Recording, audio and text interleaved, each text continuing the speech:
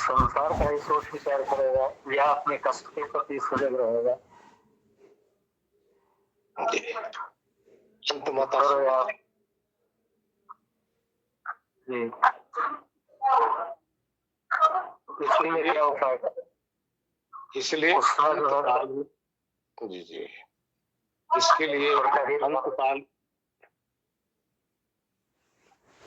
अंत काल में ये सब ना आए, वासना से विरक्त रहो। आएगा ही नहीं आएगा, मतलब नहीं। और वहां तल्लीन रहो, वो आएगा ही आएगा। जैसी वासना वैसी वासना, वासना ही वास का कारण है। आपको वही बसाएगी, वही ले जाएगी, वही वास होगा जैसी वासना होगी। इसलिए आत्मज्ञान का अनुभव करते हुए जो आप मोक्ष का अनुभव कर रहे हो ना,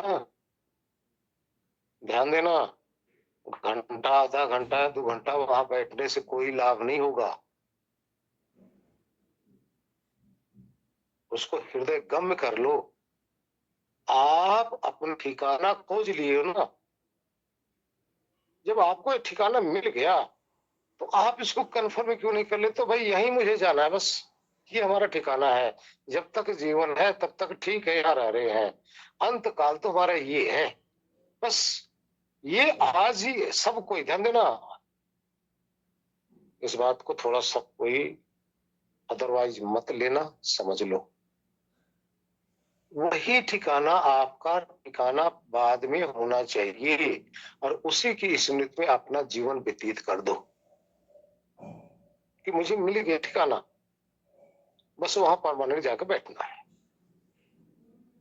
ये भाव बना के रखो, संसार का भाव आएगा ही नहीं। भाई आपने एक बात बताइए, आपको जहां जाना है वो जगह आपने खोज लिया, जैसे रहना है वो आपने जान भी लिया, जो करना है वहां कर रहे हो। यही तो आपका ठिकाना मिल गया। यहां से जाने के बाद में आपको हता पता सब कुछ मिल गया। अब उसी को आप परमानेंट अपने दिमाग में अंदर, माइंड के अंदर, अपने भाव में बना के रखो। भैया इस दुनिया से हमें कोई लेना देना नहीं, मैंने तो अपना खोज लिया, हमें कहाँ जाना है। वो आपने तो घर बना लिया ना, अपना महल बना लिया, बस उसी की स्मृति में अपना जीवन व्यतीत कर दो, बस कुछ नहीं करना। संसार की स्मृति आएगी नहीं है। अब देखिए, अब एग्जाम्पल के तौर पे हमें दिल्ली से प्रयागराज जाना था। अब जब दिल्ली से जब चलने लगे हैं, उससे पहले मुझे अपने ठिकाना का पता था ना, मुझे कहाँ जाना है। तो हम कहाँ आए, वहां से चल के सीधे अपने ठिकाने पे, जो हमारा एक ठिकाना है, यहीं पे आकर बैठ गए। अपने ठिकाने पे हम रह रहे हैं। तो ये ठिकाना तो आप लोगों ने खोज ही रखा है भाई, बस आपको सब कुछ मिल गया है। अगर वहां से आने के बाद आप भूल जाते हो ना, तो कोई फायदा नहीं। वहां जाके क्या कर रहे हो? इसका मतलब आपको अस्थाई, जब सब कुछ मिला हुआ है अस्थाई, जिसको अस्थाई करना है आपने, तो अस्थाई तो कब होगा? शरीर त्यागने के बाद में होगा। इसी भाव में अपना जीवन व्यतीत कर दो, बस, और कुछ नहीं करना। ना आपका संसार की वासना आएगी, ना इसके प्रति चाहत पैदा होगी, घर बनाने की, न बच्चा पालने की, न बच्चा पैदा करने की, न ब्याह शादी करने की। ये सब काम खत्म कर दो ना। कामना एक ही रखो, जो आपको मिल गया है, बस उसी की याद में अपना जीवन व्यतीत कर दो। हरिओम।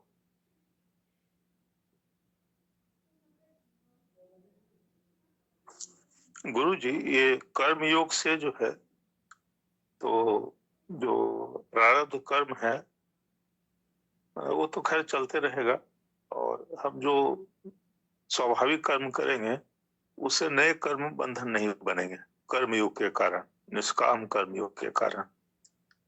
तो दो तरह के कर्म का तो समाधान हो गया।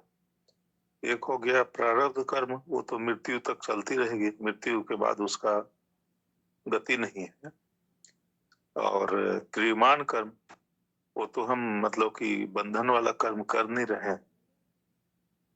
अब एक हुआ कि जो पहले के कर्म किए हुए इसी जन्म में क्रियमाण कर्म में थे, और एक होता है कर्माशय, जिसे संचित कर्म। तो ये सब पूर्व जन्मों के जो ऐसे कर्म हैं जिनका कि भोग नहीं हुआ है अभी तक। तो अगर मतलब कि आप ही के द्वारा मतलब ये सुने हैं, जब जाने हैं कि ध्यान में, समाधि में ऐसे संचित कर्म जो कि प्रारब्ध नहीं बने हैं, तो उनका बीज जो है वो नष्ट होते जाता है, मतलब भून जाता है। भुना हुआ बीज पुनः अंकुरित नहीं होता, उसी तरह से फिर वो पुनः अंकुरित नहीं होते। लेकिन उसमें कितना समय लगता है, हमें क्या पता कि कितना कर्माशय है, कितना बड़ा है, और कब तक मतलब सभी कर्म भून जाएंगे, बीज भून जाएंगे मतलब। जी, ये था। हरिओम गुरु जी। जो संचित कर्म है आपके कर्माशय के अंदर विद्यमान है। ये संचित कर्म ही आपको आपके आत्मज्ञान या समाधि में बाधक है। जब आप ध्यान करते हैं, अंदर प्रवेश करने का प्रयत्न करते हैं, तो यही संचित कर्म कर्माशय के अंदर विद्यमान है। यही आपको वहां पहुंचने नहीं दे रहे हैं। पहले तो जो स्थूल कर्म है ये आपको वहां पहुंचने नहीं देंगे, लेकिन आप साधना के द्वारा प्रयत्नरत रहेंगे तो आप वहां पहुंच जाएंगे। और ये जो स्थूल कर्म है कर्माशय के अंदर संचित, ये धीरे धीरे वीक हो जाएंगे, अर्थात कमजोर हो जाएंगे। जब ये कमजोर हो जाएंगे, आप वहां जाके जब स्थिर हो जाओगे, तो ये जितने भी कर्माशय के अंदर आपके विद्यमान है संचित, ये आपके समाधि के द्वारा दग्ध हो जाएंगे, समाप्त हो जाएंगे समाधि के अंदर। संचित कर्म कहां दग्ध होगा? साधना में, समाधि के अंदर। अब इसका प्रमाण कैसे दिया जाए? एक तो वो दग्ध हो ही रहे हैं, दूसरा एक चीज और भी देखिए, जो आपका क्रिमाण कर्म है ना,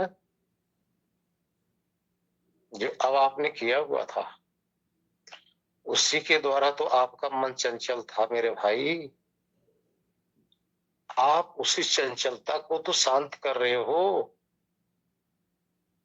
आपकी जो मन की चंचलता है, यही इस जीवन के तो ज्यादा परेशान कर रखे हैं। या संचित परेशान करते हैं आपको? नहीं, संचित यहाँ परेशान नहीं कर रहे हैं।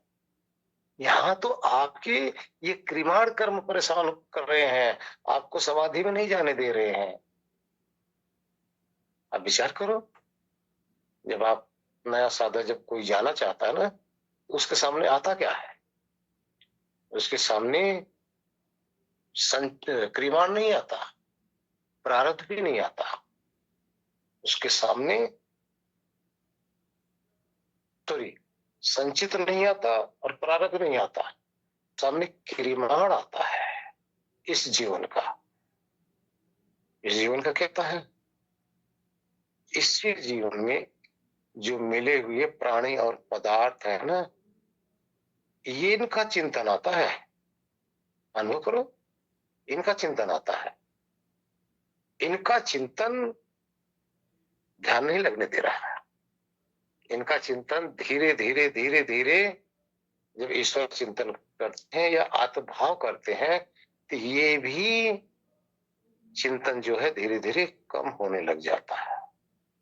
अब यहाँ आप क्या कर रहे हैं? क्रिमाण को भी आप खत्म कर रहे हो, तक आप कर चुके हो इस जीवन के, इसको भी आप खत्म कर रहे हो। ये खत्म होने के बाद में फिर संचित आने लग जाते हैं और वो समाधि के अंदर उनको भस्म हो जाना है। तो अब आपका जब क्रिमाण खत्म हुआ, क्रिमाण जब कमजोर हो गया, तो आपकी जो मोह, लोभ, आपकी जो वासना है ना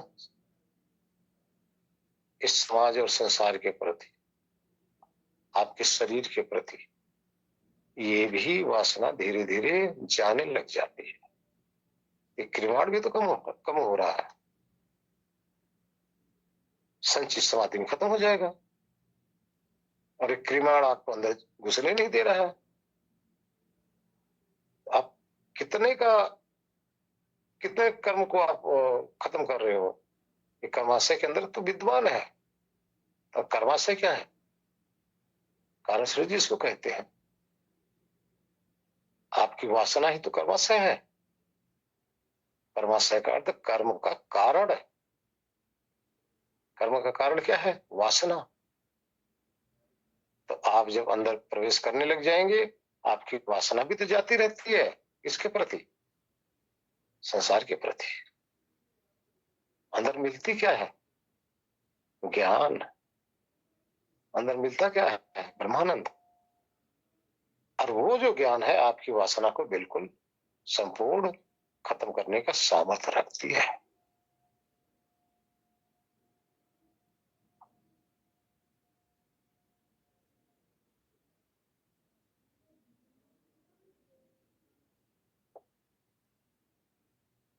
हाँ जी, और कोई भाई बहन?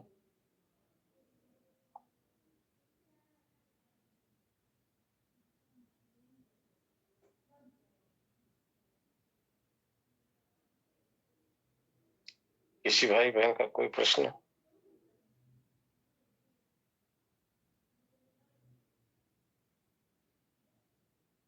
मोती जी, आप बहुत शांत हैं।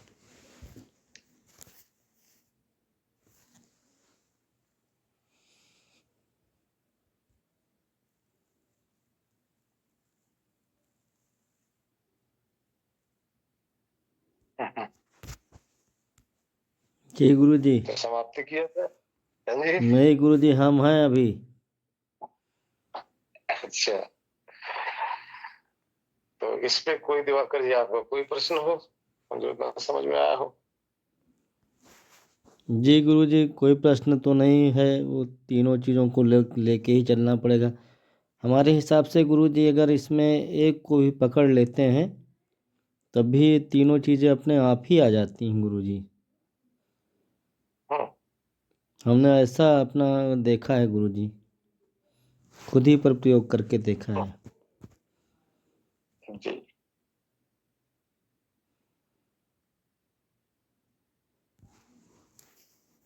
जी, तीनों योग ही बनते हैं, अपने आप ही स्वतः ही बन जाते हैं। बनते हैं तो एक दूसरे के पूरक है भाई। ये दूसरे के पूरक हैं ये। जी गुरु जी। और अपने में सब अधूरे हैं, ध्यान रखना। जी गुरु जी, अधूरे हैं। अकेले अकेले अकेले अकेले सारे अधूरे हैं। एक को पकड़ लो तो चलने तो लग जाओ, कहीं से भी चलो।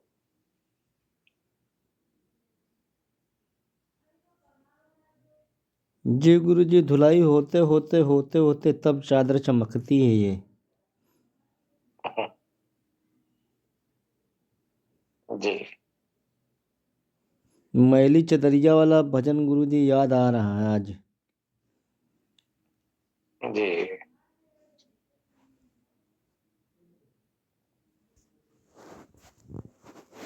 तो ये चादर, ये सारे शरीर रूपी द्वारा चादर है गुरुजी। ये योग जो है ना, भक्ति योग, ज्ञान योग, कर्म योग, ये सब साबुन लगा लगा के ही ये गुरु महाराज जी धुलते हैं जी, तभी जा कर के मुक्ति होती है।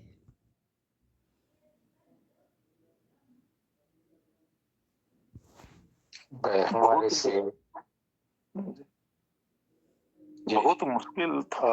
मतलब कि पहले के समय में कपड़े धुलना सबसे आफत तो वही होती थी। मतलब कि हम लोग नौकरी में लगे थे तो सप्ताह में एक दिन छुट्टी रहती थी और वही रहता था कि उसी में कपड़ा धोया जाए एकदम। मतलब कि कपड़ा धोना, फिर उसका निचोड़ना, उसमें मतलब एकदम पूरा आदमी ट्रेंड हो जाता था। मतलब कि जिसका कि पूरा शरीर का शक्ति निकल गया वैसा हो जाता था। अब तो खैर वॉशिंग मशीन आ गया है तो इसका भी वॉशिंग मशीन, आत्माओं को धोने का वॉशिंग मशीन हो जाता तो उस कष्ट से मुक्ति मिल जाती। निचोड़ने वाला बहुत बड़ा कष्ट था। आदमी हाँ, तो कितना मतलब बहुत ताकत लगाना पड़ता था निचोड़ने में। धोने में तो था ही, फिर डिटर्जेंट आ गया तो थोड़ा बेहतर हुआ। साबुन के सामने में थोड़ा और कठिन था। जी हरिओम गुरु जी। धीरे धीरे अब आसान नहीं लगने लगा थोड़ा बहुत। जी गुरुजी, हमें तो अब बहुत आनंद आ रहा है। आसान तो लगने लगा, लेकिन आसान लगने से पहले वो पुराने समय में साबुन लगा लगा कर करके जहाँ ज्यादा गंदा है वहां ज्यादा साबुन रगड़ो, फिर पानी से धोवो, फिर पानी से धोवो, फिर निचोड़ो। वो सब चीज मतलब कि कपड़ों के संबंध में भी किए हैं और इस आत्मज्ञान के संबंध में भी किए हैं। बहुत कठिन है, इतना आसान है नहीं आत्मज्ञान। बहुत कुछ क्लियर हो गया। अब तो प्रतीक्षा है कि मतलब कि ऑटोमेटिक वॉशिंग मशीन जो है वो वाला चालू हो जाए किसी तरह से। तो अब शायद संभव मतलब कि हो जाएगा, ईश्वर की कृपा हो जाएगी तो ऑटोमेटिक वॉशिंग मशीन जैसा भी हो जाएगा, फिर फास्ट हो जाएगा। नहीं तो कष्ट तो बहुत से हैं गुरु जी। हरिओम। गुरुदेव ये कह रहा था कि परमानेंट जो है मोक्ष का अधिकारी के लिए जो मतलब परमानेंट अधिकारी हो भी गए हैं मान लो, तो उनके लिए आत्मज्ञान ब्रह्म ज्ञान गुरुदेव कर्म, सांसारिक कर्म कर सकता है। अगर कर्म कर सकता है तो क्या उस कर्म करते वक्त उसको कोई ज्ञान बना रहता है? कर्म को यूं समझो,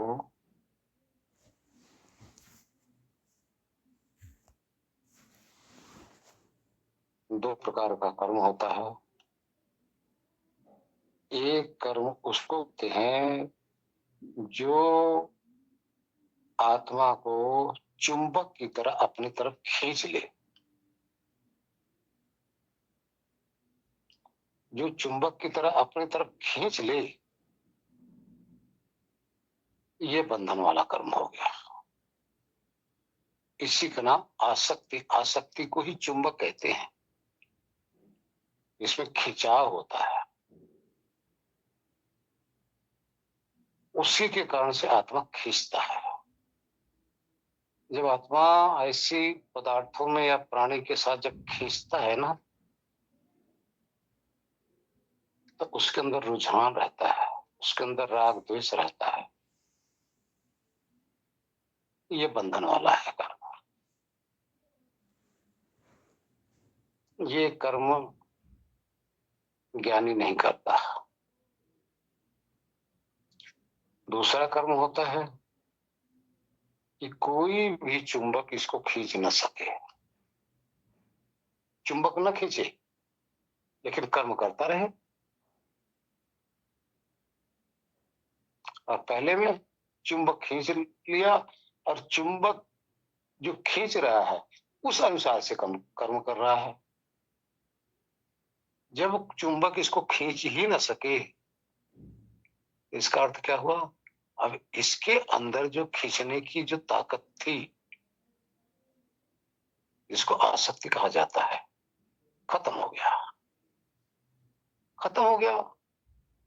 संसार की कोई चीज को खींचेगी नहीं, खींचेगी नहीं तो बंधन कहाँ, बंधन तो खींचने से है।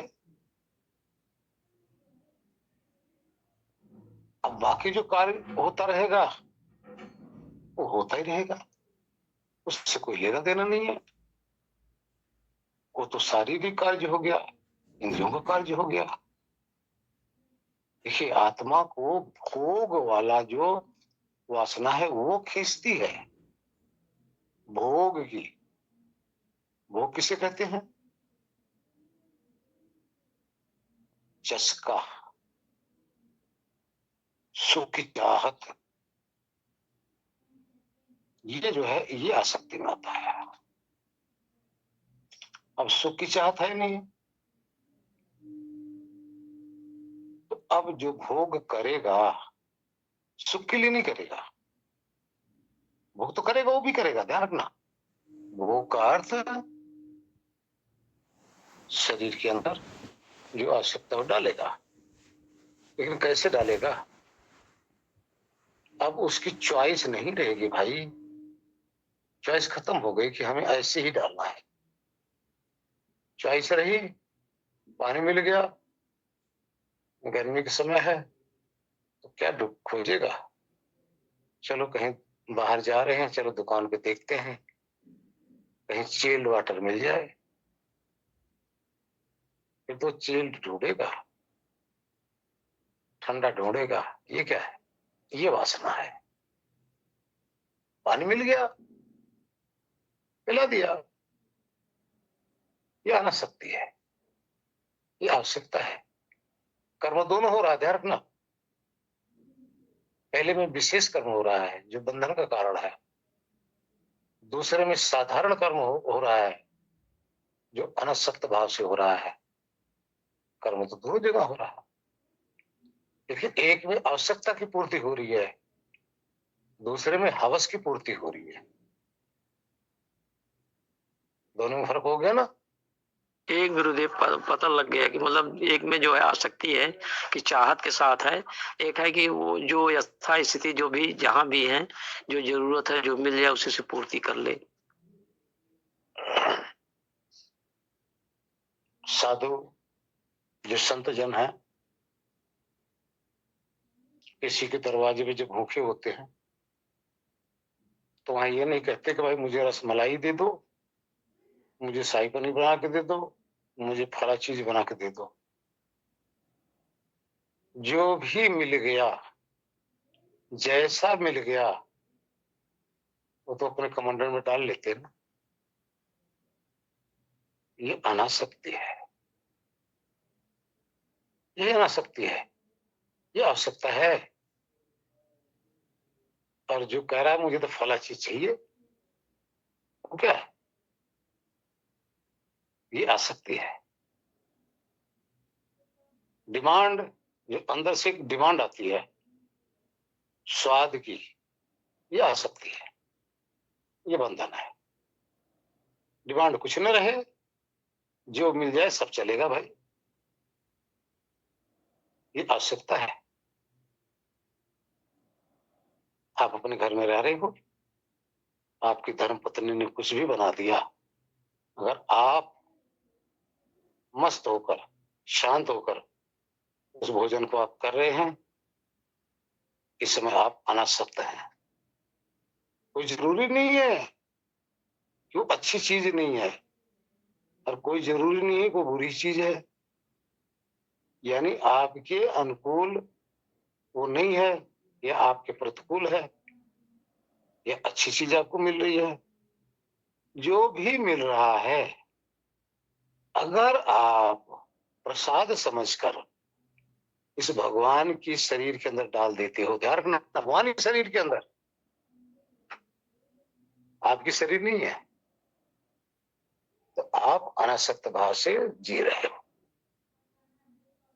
लेकिन जो मिल रहा है वो न डाल के आप डिमांड कर रहे हो, अब भगवान की शरीर भी नहीं डाल रहे हो।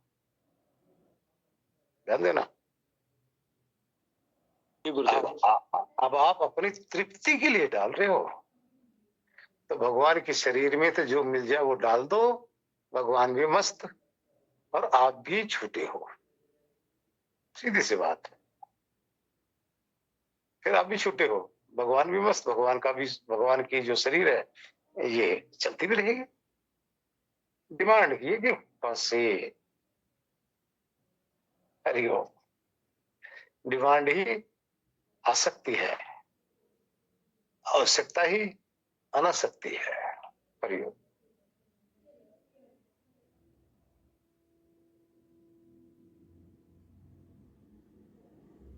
हाँ जी, समय बहुत ज्यादा हो रहा है, 11:15 बजने को हो रहा है रात्रि के।